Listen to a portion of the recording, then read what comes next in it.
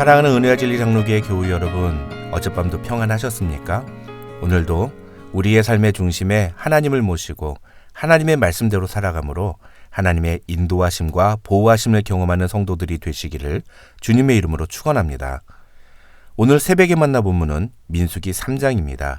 그 중에 40절부터 51절을 제가 읽어드리겠습니다. 여호와께서 또 모세에게 이르시되 이스라엘 자손의 처음 태어난 남자를 1개월 이상으로 다 계수하여 그 명수를 기록하라. 나는 여호와라. 이스라엘 자손 중 모든 처음 태어난 자 대신에 레위인을 내게 돌리고 또 이스라엘 자손의 가축 중 모든 처음 태어난 것 대신에 레위인의 가축을 내게 돌리라. 모세가 여호와께서 자기에게 명령하신 대로 이스라엘 자손 중 모든 처음 태어난 자를 계수하니 1개월 이상으로 계수된 처음 태어난 남자의 총계는 22,273명이었더라. 여호와께서 모세에게 말씀해 이르시되 이스라엘 자손 중 모든 처음 태어난 자 대신에 레위인을 취하고 또 그들의 가축 대신에 레위인의 가축을 취하라. 레위인은 내 것이라. 나는 여호와니라.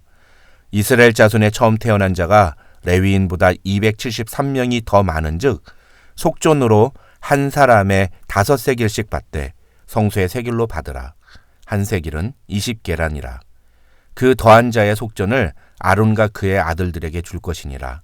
모세가 레위인으로 대속한 이외의 사람에게서 속전을 받았으니 곧 이스라엘 자손의 처음 태어난 자에게서 받은 돈이 성소의 세겔로 1365세겔이라. 모세가 이 속전을 여호와의 말씀대로 아론과 그의 아들들에게 주었으니 여호와께서 모세에게 명령하신과 같았느니라. 오늘과 내일 새벽에 만나 본문인 민수기 3장과 4장에는 레위 지파에 대한 이야기가 기록되어 있습니다. 핵심은 레위 지파에 속한 세 가문에게 하나님께서 각 가문이 맡아야 하는 책임과 의무를 지시하시는 내용으로 세부적으로 살펴보면 먼저 1절부터 4절에서는 하나님께로부터 거룩하게 구별된 아론의 가족들에 대한 이야기가 나옵니다. 그런데 안타깝게도 아론의 두 아들 나답과 아비후가 시내 광야에서 여호와 앞에 다른 불을 들이다가 죽는 일이 벌어집니다. 그래서 하나님은 그들의 동생인 엘르아살과 이다말이 그 역할을 대신하도록 지시하십니다. 이 장면은 우리에게 몇 가지 중요한 메시지를 제시합니다. 첫째로 하나님이 지시하신 방법이 아닌 다른 방법으로 제사를 드린 나답과 아비후를 하나님이 죽이셨다는 사실에 우리는 주목할 필요가 있습니다. 이것은 하나님의 명령에 불순종한 죄의 대가는 죽음이라는 사실을 우리에게 분명하게 보여줍니다. 둘째로 하나님은 불순종한 제사장을 죽이셨습니다. 이것은 하나님께 순종하는 삶을 살아야 하는 것은 모든 인간에게 주어진 동일한 명령이라는 사실을 보여줍니다. 셋째, 아론은 하루아침에 두 아들을 잃었습니다. 그러나 그는 그 후에도 여전히 제사장의 직무를 감당해야 했습니다. 제가 만약 아론이었다면 어땠을까를 생각해보면 저는 아마도 제사장 직무를 감당하지 못하겠다고 말씀드리지 않았을까 생각합니다. 하지만 하나님은 개인의 감정 때문에 하나님이 맡기신 사역을 아론이 거부하지 못하게 하십니다. 그것이 하나님을 최우선으로 두는 자의 모습인 것입니다. 넷째로 사실 아론은 나답과 아비후보다 훨씬 더 악한 죄를 저지른 사람이었습니다. 바로 금송아지를 만든 것입니다.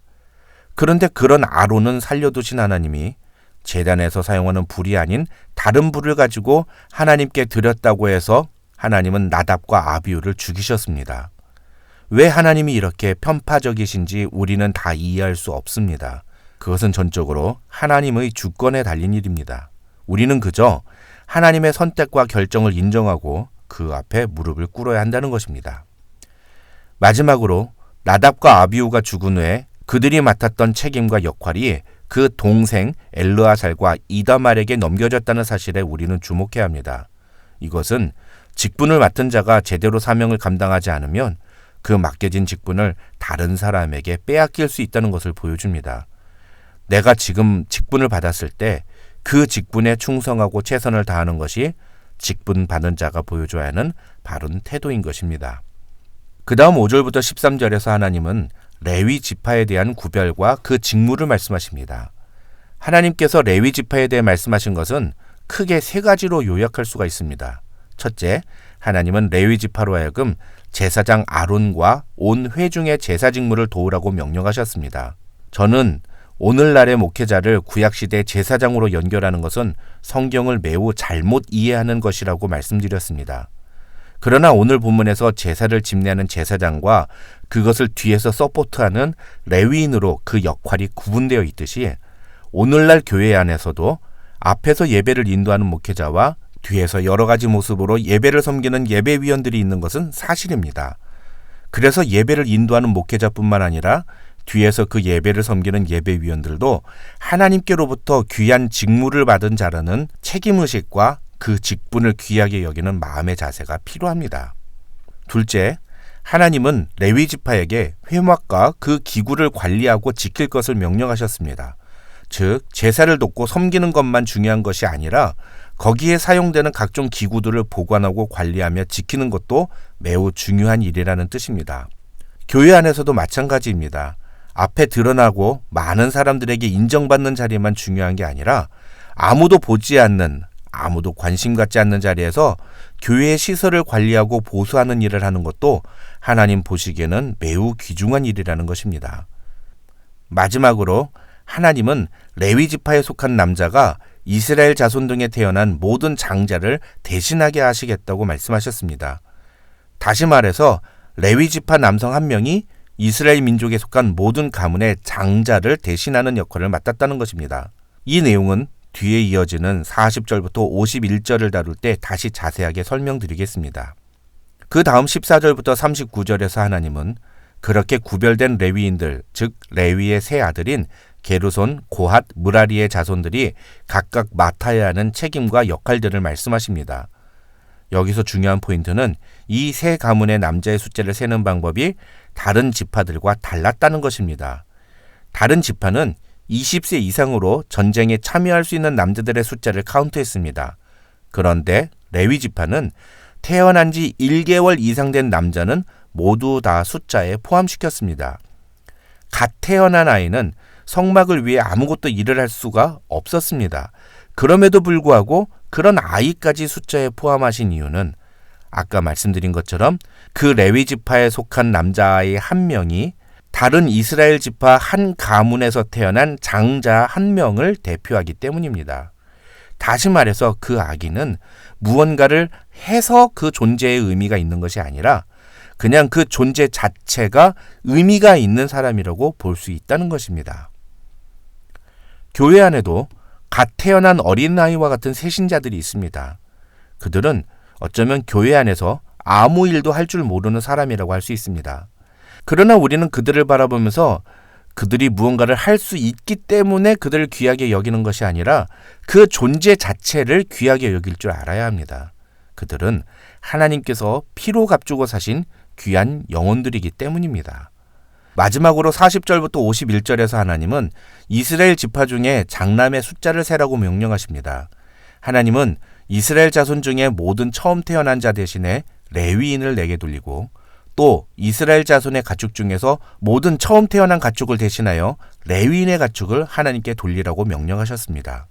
출애굽기 13장 2절에서 하나님은 모든 처음 태어난 것은 다 내게 속했다고 말씀하셨습니다. 그것은 사람만이 아니라 짐승, 즉 재물에도 적용됐습니다. 여기서 처음 난 것, 즉 장자는 모든 것의 대표를 의미합니다. 그래서 창세기 4장에서 아벨이 양의 첫 새끼를 하나님께 제물로 드렸다는 것은 아벨이 자신의 모든 것을 하나님께 제물로 드리는 마음으로 그 제사에 임했음을 의미합니다. 오늘날 우리가 11조를 구별하여 하나님께 드리는 이유도 바로 이것입니다. 11조에서 1은 10분의 1로서의 일이 아니라 모든 것 중에 처음을 상징하는 의미로서의 일을 가리킵니다. 그래서 11조를 드린다는 것은 하나님께 내 전부를 드린다는 것과 같은 뜻입니다. 하나님은 그렇게 자신의 모든 것을 하나님께 드리는 마음으로 11조를 드리면 우리가 전부를 드린 것으로 여기시고 우리를 축복하시겠다고 말씀하셨습니다. 그런데 그 11조는 물질에만 해당된 것이 아니었습니다. 사실상 11조의 원리는 사람에게 먼저 적용이 됐습니다. 하나님은 이스라엘 민족에서 태어난 첫째 아들은 모두 하나님께 드려진 하나님의 소유라고 말씀하셨습니다. 그래서 애굽에서 태어난 모든 첫째들을 죽이시던 그날 밤에도 그 문에 양의 피를 발라 자신이 하나님의 백성임을 표시한 자의 집에 있는 첫째들은 모두 죽임을 면하게 하셨습니다.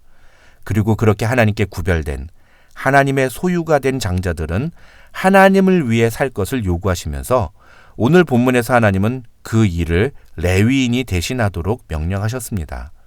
대신에 하나님은 레위인들이 이스라엘 백성들이 하나님께 드린 11조를 보수로 받아 살아가도록 허락하셨습니다. 그렇게 해서 세어보니 이스라엘 자손들 중에 장남의 숫자가 총 22,273명이었습니다.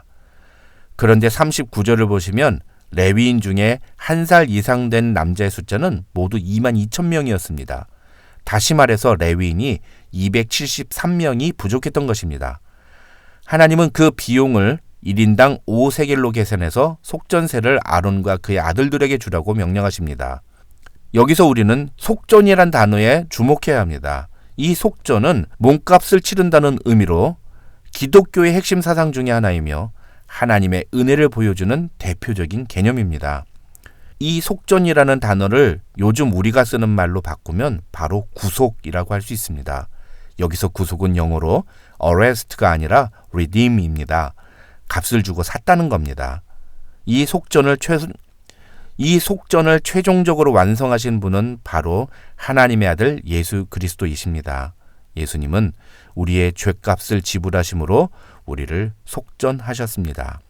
그런데 오늘 본문을 보면 그 속전의 값이 좀 이상합니다. 하나님은 한 사람당 5세겔, 즉 성인 남성의 20일치 품삯에 해당되는 돈을 속전으로 내라고 명령하십니다.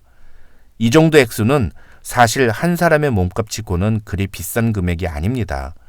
도대체 왜 이렇게 적은 액수를 속전으로 정하신 것일까요? 그것은 사람의 몸값이 그렇게 싸다는 의미가 아니라 적은 물질로도 생명을 속하시는 하나님의 은혜를 보여주신 것입니다. 하나님은 돈이 많이 필요하신 분이 아닙니다. 하나님은 10개 중에 1개만 하나님께 드려도 전부를 드린 것으로 인정하시겠다고 말씀하십니다. 그러나 그 1개는 반드시 처음 것이어야 합니다. 5세겔도 마찬가지입니다. 이 5세겔은 매우 적은 액수임엔 분명하지만 그 속전세를 통해서 하나님을 온전히 인정하는 마음으로 나아가면 하나님은 그 마음을 받아주신다는 것입니다. 오늘 말씀을 통해 우리는 하나님께서 레위인에게 명령하신 책임과 의무를 살펴보았습니다. 저와 여러분 모두가 하나님이 우리에게 맡겨주신 직분에 충성을 다함으로 하나님을 위해 귀하게 쓰임받는 인생들이 되시기를 주님의 이름으로 축원합니다.